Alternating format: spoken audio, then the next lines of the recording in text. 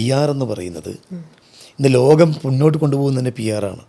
എല്ലാം PR-ൻ്റെ പുറത്താണ്. അത് ട്രംപ് തുടങ്ങി ഇങ്ങ് താഴത്ത് ആരാണെങ്കിൽ പോലും PR-ൻ്റെ പുറത്താണ്. പൊളിറ്റിക്കൽ ലീഡേഴ്സ് ആയിക്കോട്ടെ, ബിസിനസ് ആൾക്കാർ. എനിക്ക് ഓർമ്മയുണ്ട്, ഞാൻ ആ ഇൻഡിവിജ്വലിനെ പറയുന്നത് ശരിയല്ല, മിഡിൽ ഈസ്റ്റിൽ ഒരു വലിയ ഒരു സക്സസ്ഫുൾ ആയിട്ടുള്ളൊരു ഒരു ഒരു ഓൺട്രപ്രണർ, ഒരു 10-25 വർഷം മുമ്പ് ഞാൻ അദ്ദേഹത്തിൻ്റെ ഓഫീസിൽ പോയി. അപ്പോൾ അദ്ദേഹം, ഞാനും എൻ്റെ ഒരു ഫ്രണ്ടും കൂടിയാണ് പോയത്. അപ്പോൾ അദ്ദേഹം എനിക്കൊരു ഫോട്ടോ, ഞങ്ങൾ രണ്ടുപേർക്കൊരു ഫോട്ടോ കാണിച്ചിട്ട് ചോദിച്ചു, ഈ ഫോട്ടോയിൽ ഞങ്ങൾ ഏതാ കൊടുക്കേണ്ടതെന്ന്. അപ്പോൾ അദ്ദേഹം ആ ഫോട്ടോ, അദ്ദേഹത്തെ ആരോ ഷാളിങ്ങനെ അണിയിക്കുന്ന ഒരു ഫോട്ടോ ആണ്. അപ്പോൾ ഈ ഫോട്ടോ ഞാൻ കണ്ടിട്ട് കുഴപ്പമില്ല, ഒരു ഫോട്ടോ എടുത്ത് പിക്ക് ചെയ്ത് ഞാൻ കൊടുത്തു. സർ, ഇത് നന്നാവും എന്ന് പറഞ്ഞു. അപ്പോൾ അദ്ദേഹം പറഞ്ഞു, ഇത് തന്നെ എനിക്കും ഇഷ്ടപ്പെട്ടത്, നല്ലതാണ്. എന്നിട്ട് അദ്ദേഹം കണ്ണിങ്ങനെ ഇറക്കിയിട്ട് എന്നോട് പറഞ്ഞു, ആദ്യമൊക്കെ നമ്മൾ കൊടുക്കണം, പിന്നെ അവർ കൊടുത്തോളും. ബിസിനസ് വേൾഡിൽ ഏറ്റവും കൂടുതൽ വേണ്ടത് PR-ആണ്. PR-ന് ഏറ്റവും കൂടുതൽ വേണ്ടത് കമ്മ്യൂണിക്കേഷനാണ്.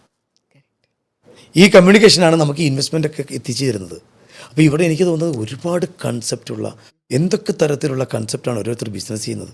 നമ്മളിപ്പം പല ആൾക്കാരും സ്ട്രാറ്റജിസ്റ്റായിട്ടും കോച്ചായിട്ടൊക്കെ കൂടെ പോകുമ്പോഴേ നമുക്ക് മനസ്സിലാവുന്നു, വളരെ വിവിഡായിട്ടുള്ള തോട്ടാണ്, വളരെ ഡൈവേഴ്സിഫൈഡായിട്ടുള്ള തോട്ടാണ്, യുണീക്ക് തോട്ട്സാണ് വരുന്നത്. പക്ഷേ ഇതൊക്കെയും ചിലതൊക്കെ ഡൈഔട്ടായി പോകുന്നു, ചിലതൊക്കെ ഇല്ലാതായി പോകുന്നു. എന്താ കാരണം?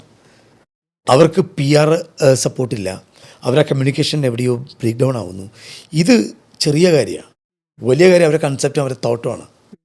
അപ്പോൾ ഇത് പരിഹരിക്കാൻ ശ്രമിക്കുക എന്നുള്ളതാണ്. ഇതിനെല്ലാവരും ക്ലാസ്സിൽ തന്നെ പോയിട്ടിരിക്കണം എന്നില്ല. ഇതുപോലെയുള്ള പേഴ്സണൽ കോച്ചസ് ഒരുപാട് ഉപകാരം കിട്ടും. അപ്പോൾ ആ തരത്തിൽ നമ്മളിത് പ്രയോജനപ്പെടുത്തി എടുക്കുക എന്നുള്ളതാണ്.